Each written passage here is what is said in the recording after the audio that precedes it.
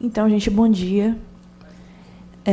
Eu me sinto muito honrada com o convite de Adriana, com a confiança e com a oportunidade de poder estar escutando essas mulheres e poder estar compartilhando aqui com vocês um pouquinho do que eu pensei. É uma posição desafiadora essa de mediadora, porque a gente não tem com antecedência que as pessoas vão falar. Mas eu consegui fazer uma reflexão aqui, baseada em 3 pilares, que eu queria dividir com vocês, assim, da maneira mais honesta possível, de como eu observo o que foi colocado aqui para a gente.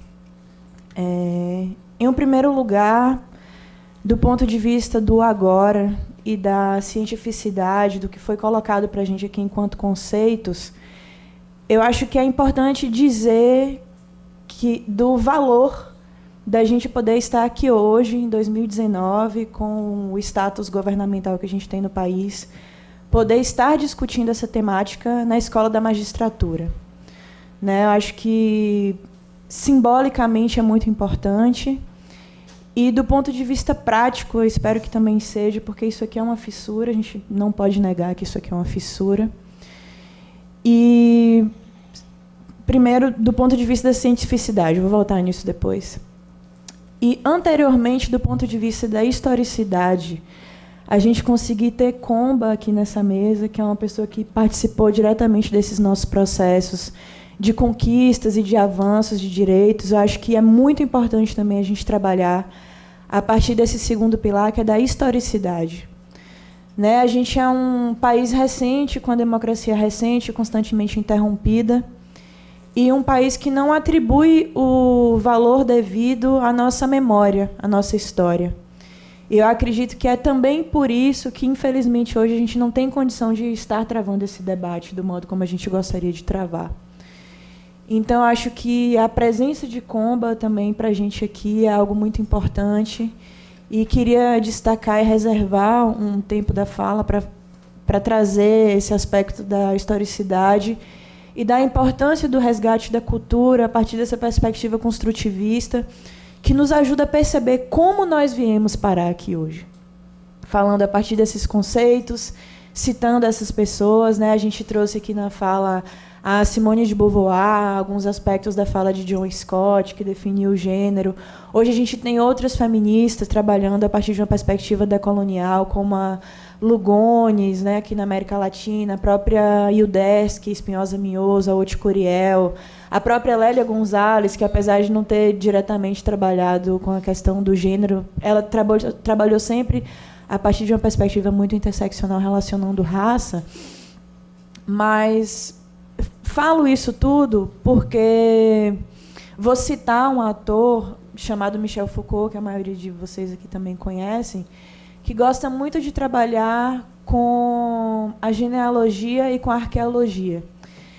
E o Foucault ele sempre diz que é importante a gente questionar as nossas práticas, os nossos comportamentos e as nossas instituições, para entender como é que a gente veio parar aqui hoje, tratando desses temas a partir dessa ótica. E hoje, na Imerge, que é uma instituição da magistratura, numa mesa composta por mulheres, falando de gênero, falando de direitos humanos, falando de feminismo, em um governo super conservador, que trata a questão de gênero como uma ideologia. Acho que é importante a gente situar essas 2 perspectivas que eu trouxe, a partir de uma terceira perspectiva, que é essa perspectiva construtivista visando a transformação. Acredito que a gente tem um arcabouço teórico que vem se consolidando a partir do tempo, mas que a gente precisa olhar para todo esse arcabouço teórico se perguntando como a gente veio parar aqui e o que é possível fazer para que a gente transforme esse lugar onde nós chegamos. Assim, eu não quero entrar necessariamente em posicionamentos políticos, acho que é muito evidente para todo mundo que está aqui que eu não apoio, não suporto o governo que está aí hoje presente. Primeiro, porque não respeito o que a gente considera como direitos humanos. Desculpa. Débora, eu estou aqui. Me desculpa. Porque não considera o que a gente traz como coerente dentro do plano dos direitos humanos. E, segundo, porque, a partir de uma perspectiva de regulamentação, se coloca, assim, a partir de um posicionamento fascista. Eu acredito que, assim como a Márcia Nina trouxe para a gente está, assim, num momento de disputa de conceitos, e é importante demarcar isso. Mas será que hoje a utilização desse vocábulo, né, fascista, para a comunidade em geral, tem comunicado algo que precisa realmente ser combatido, assim, sem discordar materialmente do conceito e do que ele traz enquanto elemento para a discussão? Será que esse dispositivo conceitual nos permite fazer uma disputa justa do ponto de vista da justeza com a população em geral? Eu acho que é preciso, enquanto instituições, e aqui falando a partir da academia e também dos movimentos sociais, e enquanto emerge, será que a gente não precisa se adequar, enquanto justeza mesmo, com os nossos conceitos para dialogar com a população que está lá fora e que não tem acessado esses espaços? Eu acho que, enquanto ativista, enquanto militante, enquanto pesquisadora, enquanto advogada e, sobretudo, enquanto artista, eu acredito que a gente precisa de mais justeza nos nossos conceitos para chegar a essa população que, por desconhecimento ideológico de determinados conceitos, ou por ignorância política, ou por passividade, ou por concordância mesmo com alguns aspectos, tem se alinhado a determinadas atitudes que nós lemos e consideramos acertadamente como fascistas, mas não se reconhecem como tal, porque tem uma repulsa ao próprio conceito. E isso tem relação com a deficiência da nossa historicidade, da nossa cultura histórica a respeito da nossa compreensão enquanto país. Então, assim, é só um alerta que eu gosto de chamar a atenção quando eu percebo que nós temos debates muito sofisticados, mas que nós ainda não trabalhamos do ponto de vista da memória. Eu acho que o momento que a gente vive agora é um momento de dar um passo atrás e de colocar em videozinhos curtos de 1 minuto a Comba comunicando como foi o processo da Constituinte e viralizar isso também no WhatsApp, né, e contrapor as fake news a partir dos dispositivos que eles têm usado para nos destruir. Porque, assim, do ponto de vista da razoabilidade, da criticidade, da sofisticação de ideias e de conceitos, não existe nada que racionalmente me convença de que nós estamos atrás deles. E aqui, infelizmente, o nós e o eles não é só um conceito que vem sido utilizado e apropriado também para os fascistas. Os não fascistas também trabalham com nós e com eles. E nós estamos hoje aqui entre amigos, discutindo em grandes linhas como é que a gente segura a mão um do outro e tenta combater o fascismo. Estamos entre nós, falando também deles. Então, como é que a gente rompe essa clivagem? Que, para o bem e para o mal, está instituída e funciona como um mecanismo dual, que nós também precisamos romper. E aí, eu, com toda a licença de desdizer, talvez, o que a Márcia Tiburi fala, de como conversar com um fascista, e aí não tem conversa, assim, se a gente continua preso dentro das nossas bolhas e a gente não conversa, e tem quem converse, porque as igrejas neopentecostais têm conversado, porque os traficantes têm conversado, porque as próprias dinâmicas estruturais, que não são tão simples e não são clivadas dessa maneira tão evidente, também têm conversado. Como é que nós nos colocamos nesse movimento de disputa, não só de conceitos, mas de estratégias, de dispositivos, de razões e de emoções? Desde 2016, eu entrei em um processo depressivo muito forte, que me fez, inclusive, desacreditar de muitas coisas dentro do judiciário, dentro da academia. E eu estou cada vez mais convencida de que a trajetória para a consecução de um sujeito ético só será feita a partir da emoção, do que toca a gente. E de que faz o outro compreender que não é uma disputa entre nós e eles. É de que, entre outros, e entre normalizados, estabelecidos, né, daqueles que estão em uma posição supostamente balizada dentro da sociedade, de que é preciso olhar para fora do seu nicho.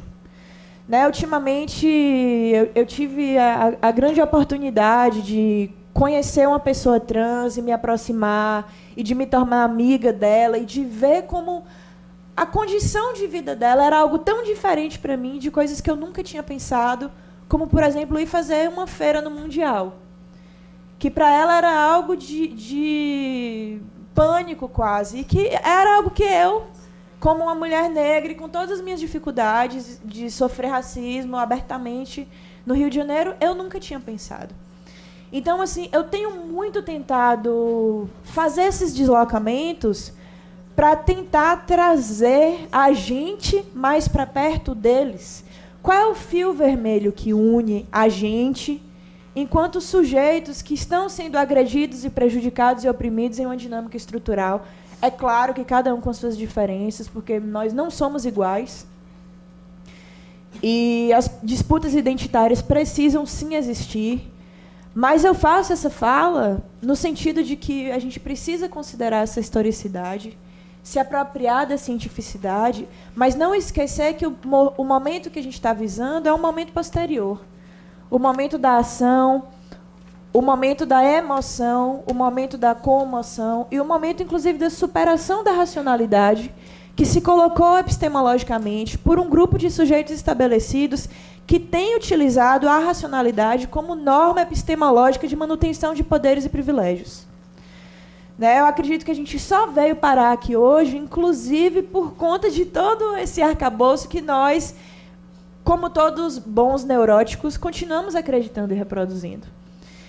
Então, assim, não sei se eu divaguei muito, mas eu acredito que do que eu vejo, tentando sair desse lugar onde eu me enfiei, porque eu acreditei muito na potência desse espaço e continuo acreditando, porque é um lugar onde a gente consegue discutir, onde a gente consegue se ouvir, onde a gente consegue discordar, e isso é extremamente necessário.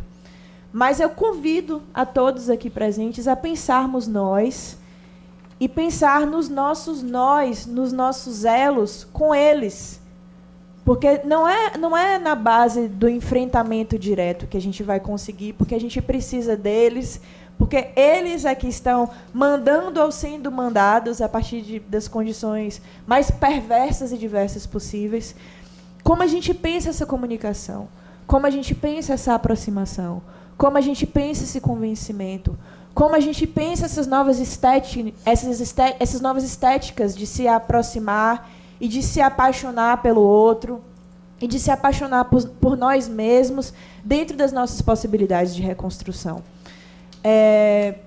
Estudando aí a questão da lei do feminicídio, a gente observa que a palavra gênero foi retirada pelas próprias pessoas que construíram a lei.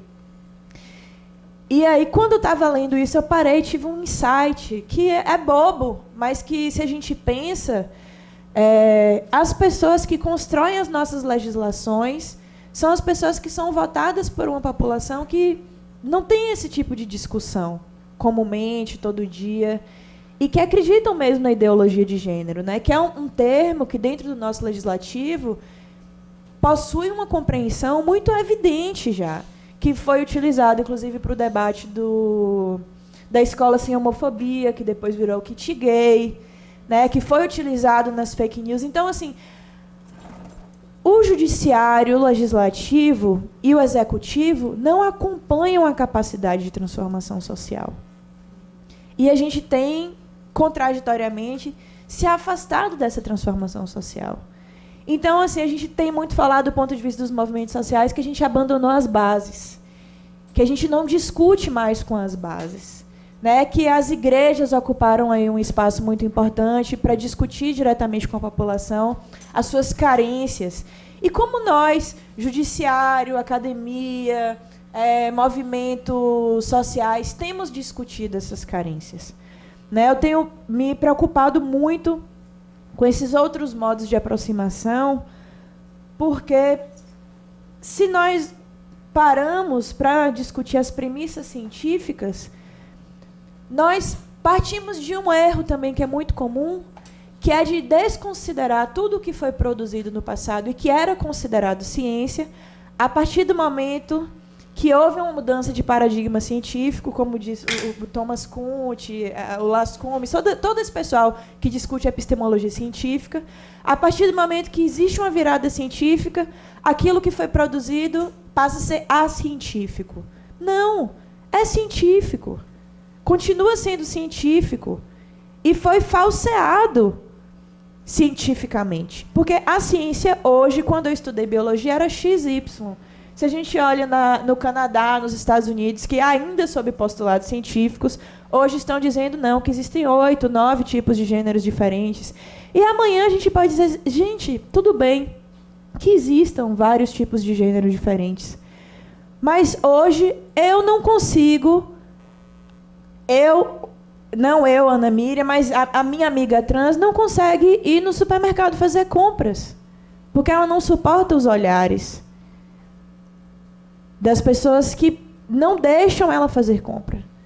Não precisa ninguém me dizer a quantidade de gêneros para que ela consiga entrar em uma fila de supermercado sem se sentir agredida, sem se sentir ofendida. Ela não consegue alugar um apartamento porque as pessoas não confiam. Todo mundo acha que ela só consegue exercer a profissão de prostituta.